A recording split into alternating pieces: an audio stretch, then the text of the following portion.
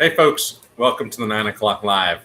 And this is going to be a short one, not because the Democratic National Convention is on, and certainly not because John Kasich is speaking, but because for some dumb reason I have to go back to work in 30 minutes.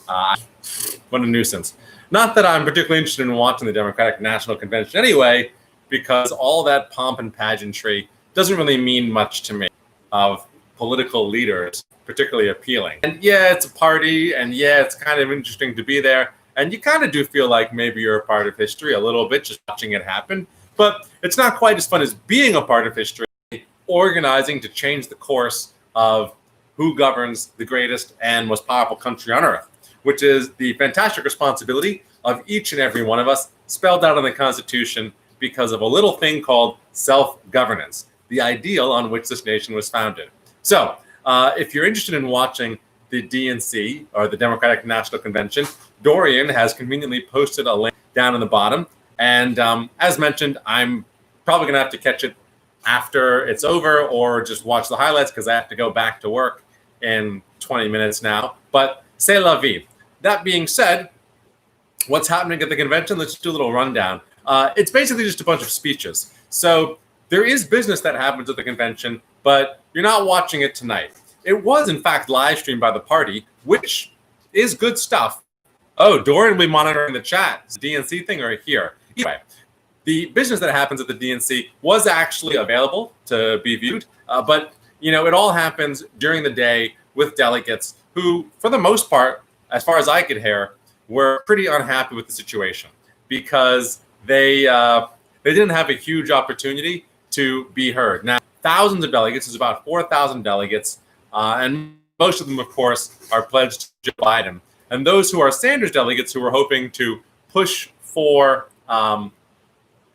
platform changes and rules changes, they really felt shut out because they are in the minority and they're unable to force discussion on issues. But in a convention hall, they're able to be heard and wave signs and effectively protest, if you will. They did this in 2016 when Hillary was nominated, and there were lots of signs and lots of chants, as is the case in a Democratic, or really any, well, the Republicans don't do this as much. So particularly a Democratic political get-together, right?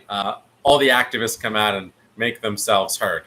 So, tonight what you're going to be watching on the DNC is just a bunch of speeches, people spelling out what they believe are the ideals or should be the ideals of the vision of the Democratic Party, why they think the nominee for president and vice president are the best possible candidates that we could be running, and really trying to fire up base to get everybody to volunteer and go out and elect Joe Biden and to text Joe to 30330,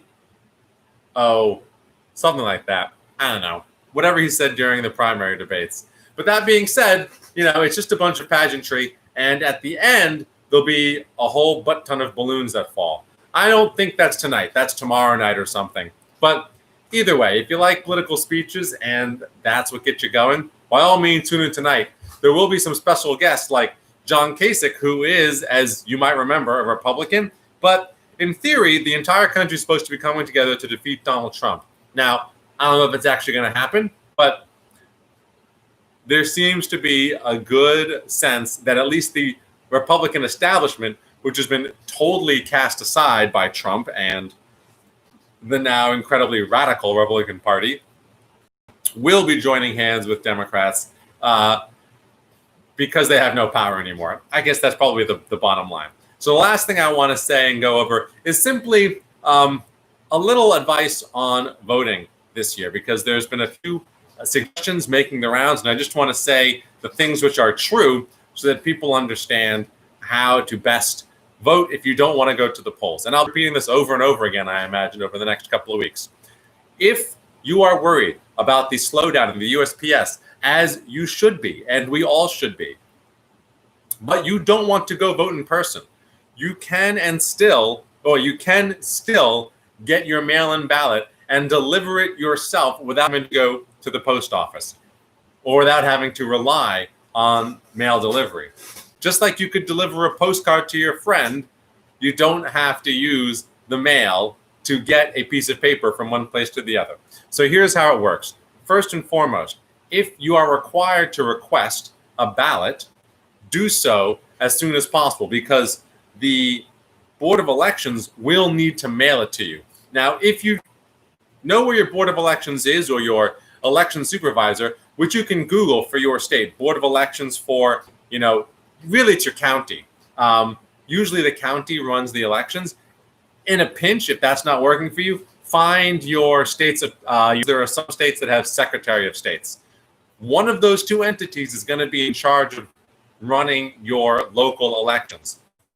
When you do find them, you can call them up, send them an email, or figure out where their local branch is in your area and go there and pick up an absentee ballot or request an absentee ballot in person. Now, if you go now, obviously the lines will be, you probably can't now. You probably have to wait until about 2 months out from the election. Well, actually, it should just be next month now that I think about it. Damn, we're really in this thing. We're really close to D-Day here, or E-Day, I should say. But that being said, you can go request or pick up an absentee ballot in person, and the lines will probably be pretty short. That being said, you can also request by mail to have your ballot mailed to you, but I would do that as soon as possible because of the mail slowdown. However you get your mail-in ballot, just remember that if you want to make sure your ballot gets to the Board of Elections and is counted, it's probably best at this point not put it in an envelope as per the instructions. And if you live in New York, don't forget to sign the back, and simply take it to your local Board of Elections, or on election day, drop it off at your polling location. That's right. Instead of having to wait online or go through the rigmarole, you can simply come there and drop it off. It's fast, it's convenient, and hopefully you'll have far less exposure to other people if you're concerned about the coronavirus. Likewise, at any point before election day, you can take a filled out absentee ballot or a filled out mail-in ballot and simply drop it off at your Board of Elections. They will take it and count it, and you won't have to rely on snail mail or the USPS. What's the last thing to say about it? I suppose if your state happens to have early voting, and New York does have early voting, as do many other states, you can furthermore take your mail-in ballot and drop it off at any early voting location. That being said, because early voting means that you can spread out the distribution of voters, if you vote in person on an early voting day, the odds are the line won't be so long and it'll be pretty safe. I remember voting early voting during the primary, and the Board of Elections, at least in New York City, was pretty good about providing shields and masks and sanitizer. But that being said, you still have to touch the ballots, you still have to touch the pens. So again, just to recap, you can go in person and get an absentee or mail-in ballot directly from the Board of Elections. You can also request that by mail. Do it now so that you have put in your request with enough time to actually time between receiving your ballot and actually voting on election day. So that's the ticket. Now, what time is it?